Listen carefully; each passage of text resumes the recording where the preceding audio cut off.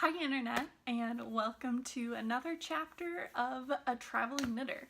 It's chapter 36, and it is March 17th. It is actually St. Patrick's Day.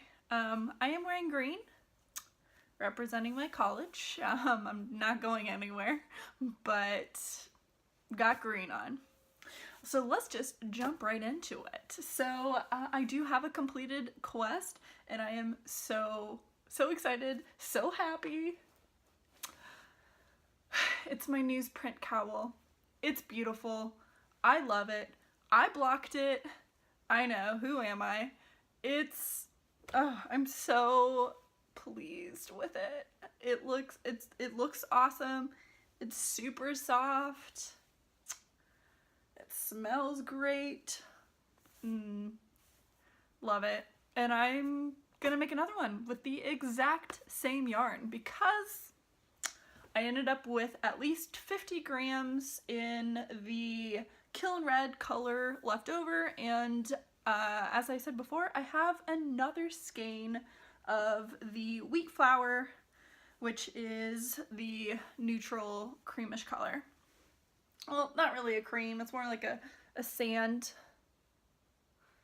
It looks beautiful. So thoughts on the pattern? I liked it. I did not find it super boring. I can see some people thinking it being boring, but I knit it a lot at work and when I was like watching TV and stuff, so it wasn't, I didn't hate it. I actually really enjoyed knitting it. My end does not look the best, but you know what? I don't care. I think it's fine. I did mess up at one point. You can see it better on the wrong side. Right here, which I don't know if you'll be able to see it on camera, but it's this piece right here. For whatever reason, I decided to purl. Because this is the side that you are knitting, so you're knitting every round, or every round, and whatever happened, I decided, let's just start purling right here. And I didn't notice until, I don't know, like 3 inches above the mistake. And at that point, it's not that big of a deal. And it hasn't bothered me one bit, and you can barely see it. Oh, it's beautiful. I love it. Love it, love it, love it. So the yarn I've already mentioned numerous times. I said the colors, but it is the Purl Soho Line Weight Heather, and there is the ball band. So if you are knitting this, or you plan to knit it, and you want to use the same yarn, I used up pretty much one whole skein of the main color, and then half a skein. Not even, I think I put in my Ravelry project page, I think maybe 45 grams, but you only need 2, and if you buy 3 skeins, you can make 2 whole cowls. And when I bought this, it was $19.50. Don't know if that's still the price. I bought it 2 years ago. So, love it, super pleased, and I'm wearing it tomorrow to work because that's where I wear all the knits. Otherwise, I feel like they get dirty. Like if I wear it going out, they just get dirty. I have lost some things. I lost a hat, and I still think about it, and I'm gonna remake that hat because I miss it, and I wish I could still wear it. It was a free pattern. I don't remember what it was called. Current quest. So success. We have another finished object on the podcast. Pat myself on the back. I'm doing so good. Okay.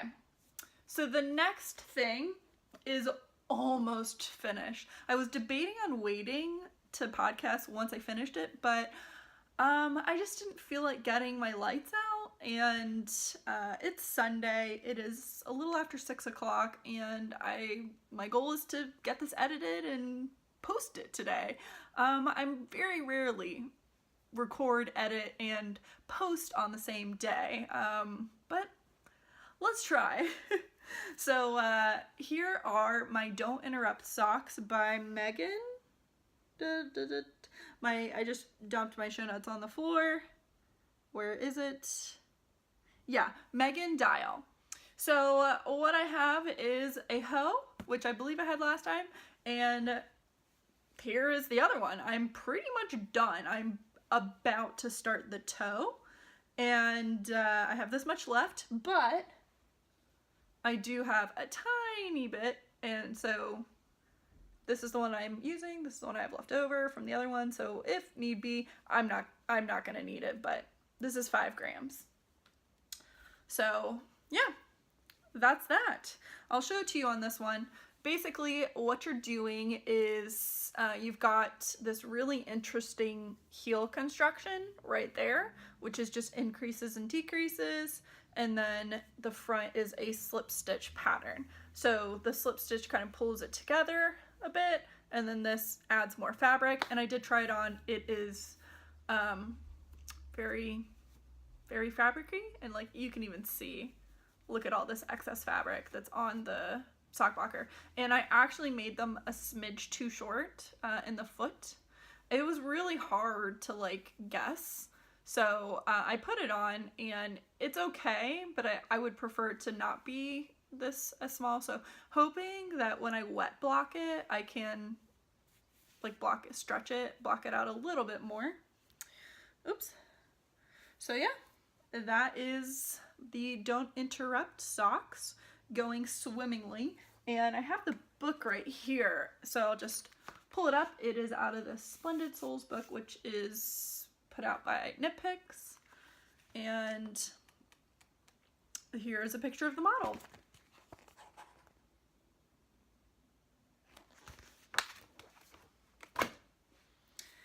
The next current quest is an oldie but a goodie. The Willow sweater or pullover. And I am in the middle of the front, but last time we spoke, or I showed this, I was working on the back. So I finished up the back. They are all, now the back's on waste yarn. And, oops, my stitch marker is, there we go. It's all on waste yarn in the back, and it's because I will be attaching the back to the front with a 3-needle bind off. So then what I have worked on is the entire front. So you can see that I've already cast off for the neckband, and I'm currently in the process of casting off on either side. So yeah, it's looking pretty good. I'm pretty excited about it. So my goal is this week is to finish that top part and start the sleeves. So this is I didn't mention, here I'll hold it up this way. This is a sweater by Pam Allen, or designed by Pam Allen, and it was put out in a book that was for Quince & Co. Owl, I believe. And I didn't go with Quince & Co. Owl. I went with, nope, those, I like don't know where the ball bands are for them. But it is Vista Mountaintop by Classic Elite Yarns in the color number 6006. It is like a natural gray. And I just pulled the stitches off of the needle. So give me 1 second while I put them back on. There we go. Hopefully that was put on correctly. So I'm knitting the second size. So if you have this pattern book or just the pattern, there is a lot of positive ease, like an insane amount. The model, I think she's got like 19 inches of positive ease. I just don't have enough yarn to have that much positive ease, I don't think. And I wanted the body to be a little bit longer, and I'm not really sure if I accomplished that, but just because I'm a little bit concerned about yarn management. But anyway, so yeah, that's what I've been working on. Something I wish I had done was a split hem, but I'm sure it'll be fine. I'm really liking just the simplisticness of it. And the Guernsey pattern, it does wrap a little bit onto the sleeve, so I think it's like, would you call it a drop sleeve? I mean, it drops to here with the pattern, and then you have the actual sleeve. I haven't looked too far into how you knit the sleeve. Hopefully it's in the rounds, but it might not be. It might be flat. Not sure. But yeah, this is my willow top, or willow sweater, and I'm pretty excited to get it done and to have a second sweater that I can wear before winter ends, which it feels like it's never going to end.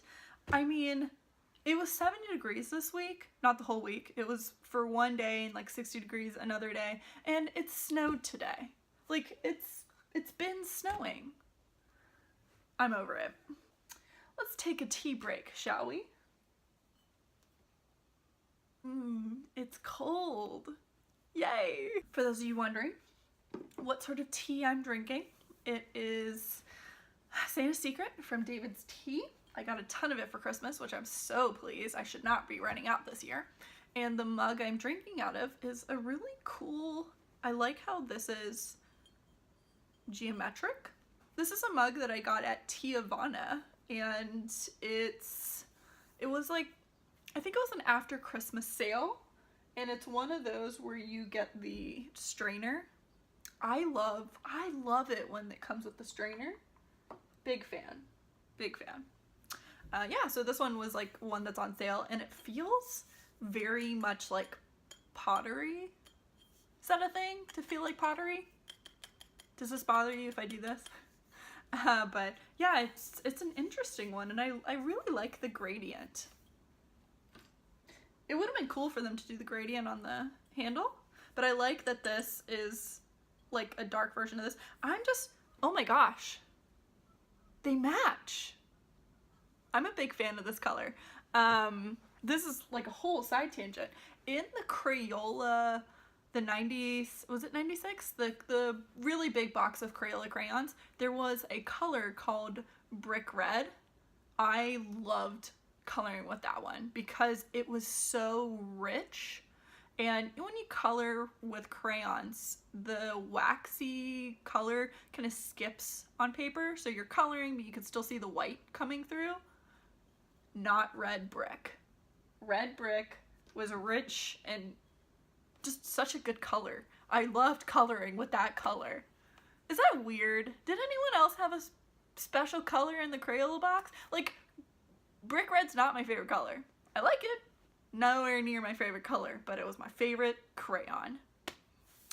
Okay, so those are my two current quests. On the horizon, I actually don't have anything on the horizon because I started like a random vlog that may or may not see the light of day, but it was me with a goal for the month of, it's not like a March goal, but it's a 31-day goal. So it is a month goal, but it's not through 1 month. I just didn't want to start it on like the 1st of April. I didn't want to wait.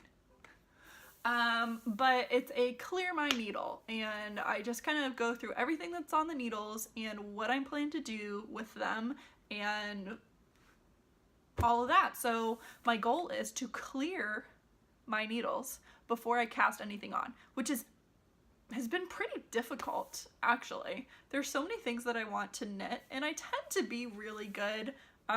Normally I stay with a main either shawl, cowl, or scarf, and then I can have a hat, and then I can have socks, and then I can have a sweater, and then I can have a blanket. So, and I feel like that's manageable. I like that. And right now, that is not the case because I no longer have any shawls or cowls or scarves. So that's been weird. But yeah, so nothing on the horizon, and the next time I podcast, I hope to have something because the next time I podcast will have been after the 31 days. Yeah, Smogstrove, nothing to add, which I'm very pleased about. I'm still holding strong to my no yarn purchasing, and that has been actually really difficult. Oh, it's been difficult. My knitting group is starting, they all decided to start the Find Your Fade, which I've never been that big of a fan of any of the fades because I feel like it's a waste of yarn. And that's terrible to say, but I don't like fading yarns together that you can't see them. You spend a lot of money, collectively, I spend a lot of money on my yarn, and I like them to all be center stage. Like these two. I love them. And I think they both are pretty equal. Like I love, did I ever show you the detail? It's like you just purl, so it's like rolling. I love that. And I love the newsprint light color, and I love both of them together. This sweater, yeah, it's all the same color and yarn, but I love this one. This one, not my favorite, but I'm really enjoying the way it's working up. I like the individualness of each of those yarns. I guess those aren't really good examples, the ones that only use one color, but I feel like when you knit them all and again, this is just my opinion, like clearly everyone else disagrees because there's like 7,000 Find Your Fades, but I personally feel that if I were to knit a Find Your Fade, when you melt the colors together, each of them lose their individuality, and it's an expensive project. You're using 7 skeins of yarn. Yeah, one of them I think you could maybe use a mini skein, but it's a lot. So I don't know. Seeing them knit the Find Your Fade though makes me want to knit it, and I just don't want to go through my stash and think, oh, these will go together, this will go, because I bought them to be their own thing. I bought them to be individual and to shine bright. This sounds so stupid because I'm talking about yarn, but you're going to be spending, $100 and something on that shawl, which sounds astronomical. I know a lot of my coworkers, and they're friends at this point, a lot of my friends that don't knit, when they see something like, oh, that looks amazing, I'm like, yeah, it is amazing. Yeah, and like, well, how much did it cost? Well, my sweater costs $100 and something, and they're like, are you kidding me? And it is a bit, that is kind of crazy. Like, I can count on one hand the amount of clothing that I have bought that is over $100. Heck, let's just do it right now. That I have personally purchased. Or, no, let's just, clothing that I've owned that I am aware of that was over $100. Prom dress. Bridesmaid's dress.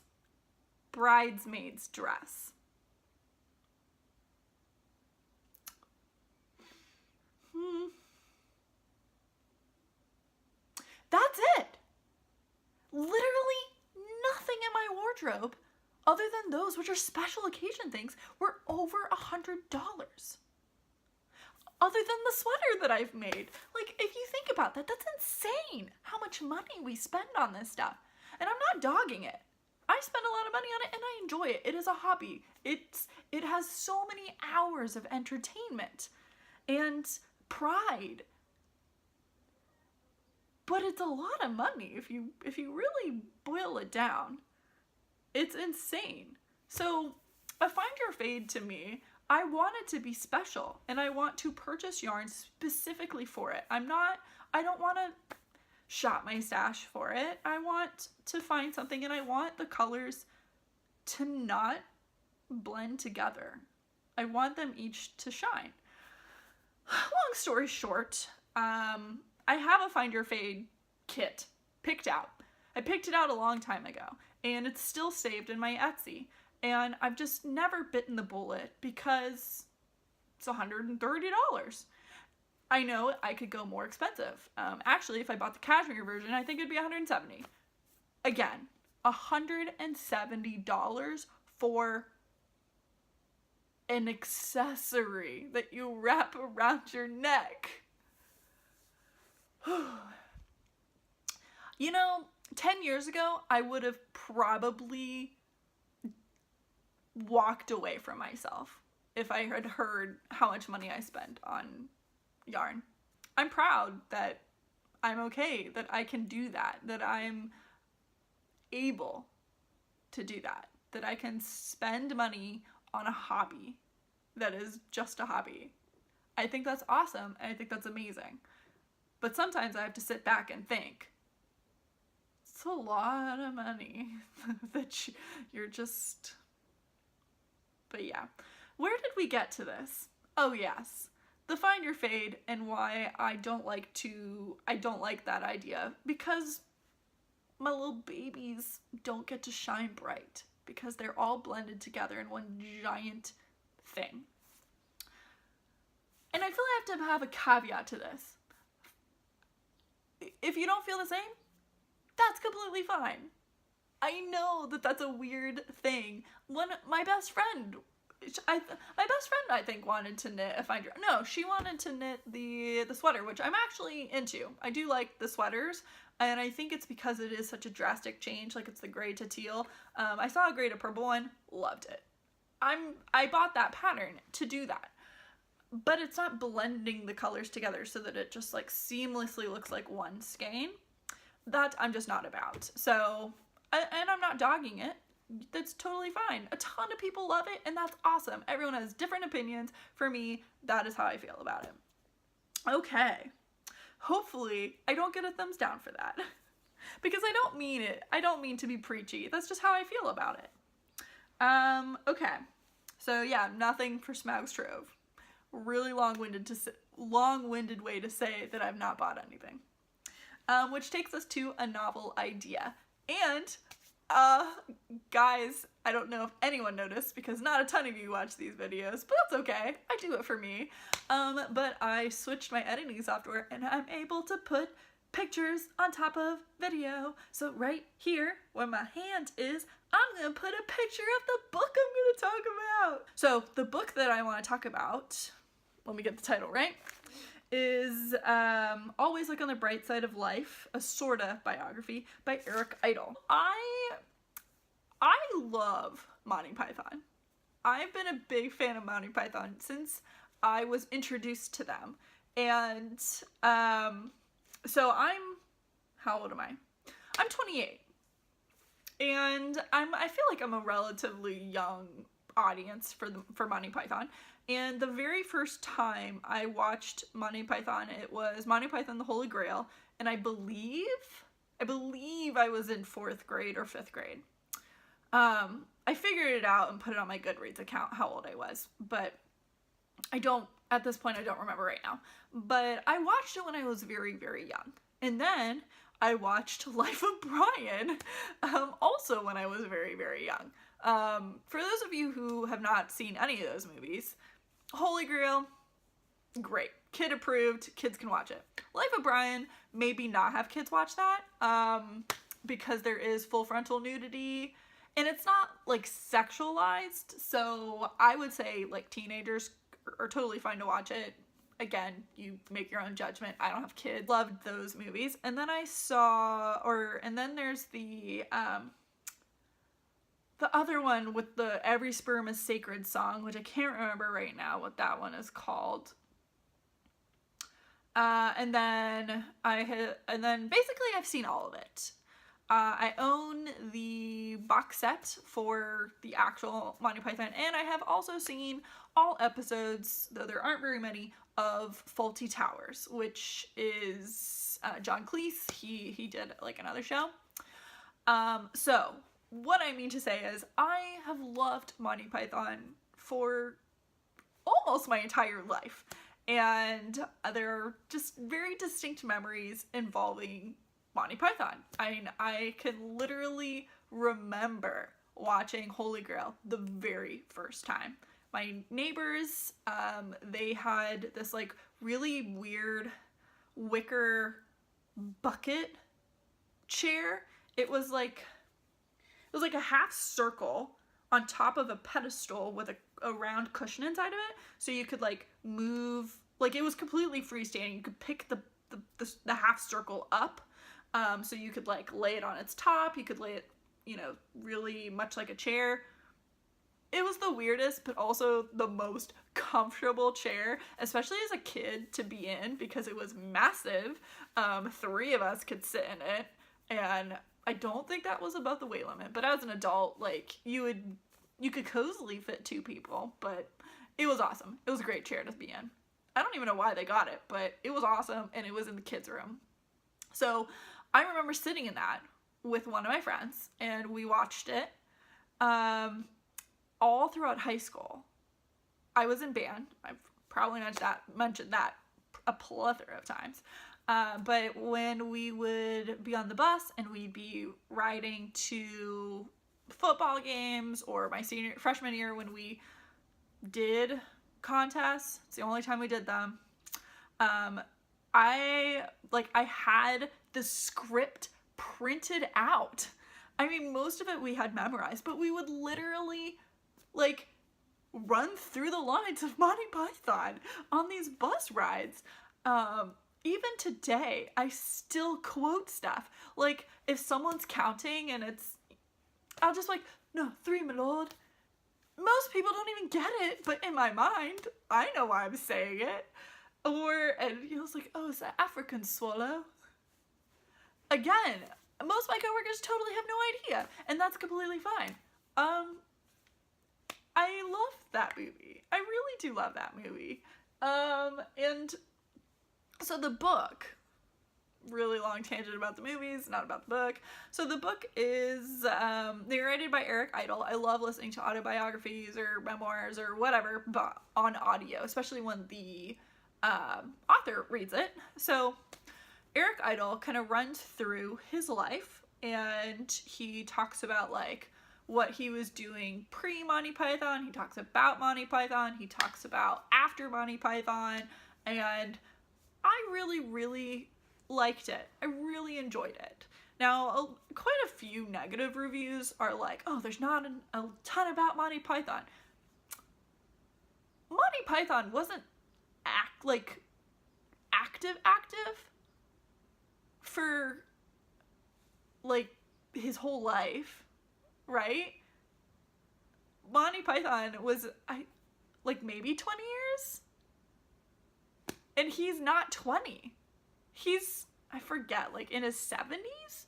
So, yeah, Monty Python's a big part of his life, but it's not the only thing in his life. He did a ton of other things. Yeah, you always kind of wrap back to Monty Python, and Monty Python's like the most popular, well-known thing that Eric Idle and the other Pythons have done, but it's not the only thing in their lives. So I don't like those comments. I thought it was a well done book, and there are a ton of books on the Monty Pythons. And what really struck me though was just thinking about the Pythons in general. So Monty Python came out a long time before I was born, right? Like it's Monty Python was over before I was born. Monty Python essentially ended when Graham Chapman died, and you lose a Python. You know, it's kind of over at that point. You don't really. I think so. I feel like Monty Python was done once they lost Graham Chapman. So Graham Chapman died a little less than 2 years before I was born. So everything that I've ever seen with Monty Python is after Monty Python is already over. So I'm never going to get anything new. Everything is old. It is something that has already existed. And listening to that book really brought that home, that Monty Python, yeah, it's something I grew up with, but it's not like I grew up with it like Harry Potter. It is something that I found or was shown, and everything was already done. And I'm now, like I said, I'm now 28, so I've known about Monty Python for a little less than 20 years of my life. And the pythons, they're like at the near end of their life. That sounds super morbid. It struck me as a bit of a sad book, and it was only sad because of me thinking about those sorts of things. So I gave it 4 stars because I thought it was great. It was thought-provoking.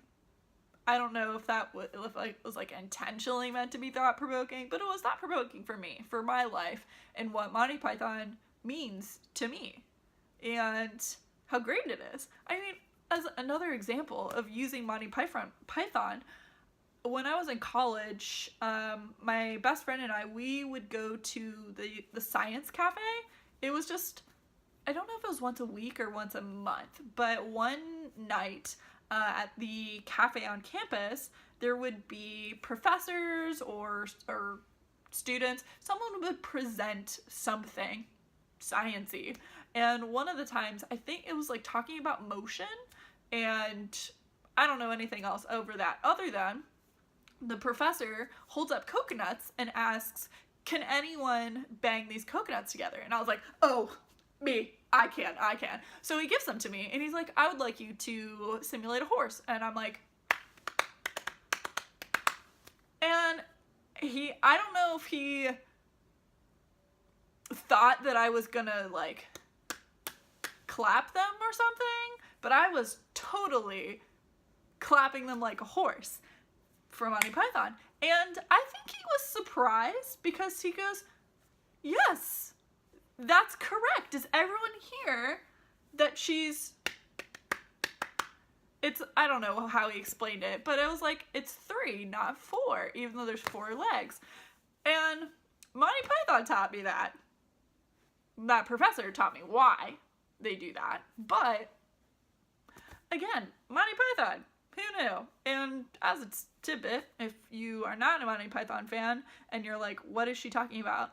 In Holy Grail, they used coconuts to simulate the sound of hooves, and it was because they did not have enough money to have horses in the film, so they just used the coconuts. Hilarious. Side note, also dressed up as the witch from Monty Python and the Holy Grail to go watch a screening of the Holy Grail. It was great.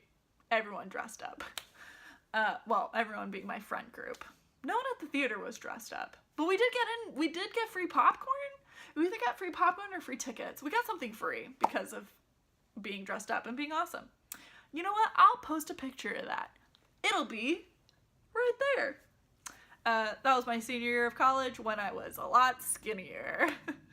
Alright, that's been a lot, but if you're into Monty Python, I highly recommend taking a listen. It's not very long. I think maybe 5 hours, maybe 6 hours.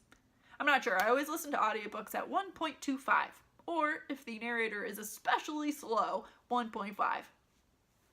Yeah, so that's my recommendation, and for Life as I See It, I honestly have nothing happening. The only thing I feel like that's interesting is that I watched Survivor for the very first time. That's right, Survivor. Survivor Season 1. I did not finish it, but I know who won, and I'm dead serious in that I've never seen a Survivor episode. Survivor came out 2001, not really sure, can't remember. I remember Survivor being really, really popular though. I distinctly remember my middle brother, pretty sure it was him, his baseball games, and he stopped playing baseball once he entered middle school. So I remember being at the baseball diamonds and people talking about how they needed to run home to press record on Survivor, and then they would come back. I really did not know what Survivor was, other than people were infatuated with it. So I watched half of season 1, probably a little bit more, and I get it. It is pretty fascinating. I can't imagine waiting a week to see the next episode, though. I would definitely have lost interest at that point. So that was a really weird, chatty episode. Yeah, I don't know. Random tangents. I did update my Ravelry page. I spent, I don't know, 2 hours updating it, putting in information, adding new pictures. So if you would like to friend me on, is that a thing? Can you friend? Yeah, I think so. Friend me on Ravelry if you would like to. I am going to post all of my contact information on the screen somewhere. I don't know how it's going to happen. You may have realized my montage is gone at the beginning, and that's because it was on my old computer, and I don't know where those files are, so maybe I will make another one. I am actually going to be flying on a plane soon, so who knows? I'll make a new one. But my Ravelry information, it's Lulu is Crazy if you'd like to be friends on there. I did make a group. I'm the only one there right now, which... that's fine. And I made a introduce yourself. So if you would like to join, and if you would like to introduce yourself, put what kind of character you would be in a book. Let me know. So yeah, and if you like all of the literary stuff, you can find me on Goodreads. My name is Steph. Scratch my nose. My name is Steph on there. I'm not really sure how you find people because it's like really weird and that you have to like be friends with them already. Maybe I'll add a link if you feel like it. So I'll include that down there. And, oh, Instagram. If you'd like to follow me on Instagram, I am a Traveling Knitter podcast on there. Sorry that they're all different and different things, but the group is also a Traveling Knitter podcast. So I guess those two are the same. All right, that is all I have for you guys. Have a happy St. Patrick's Day, and I will see you guys next time.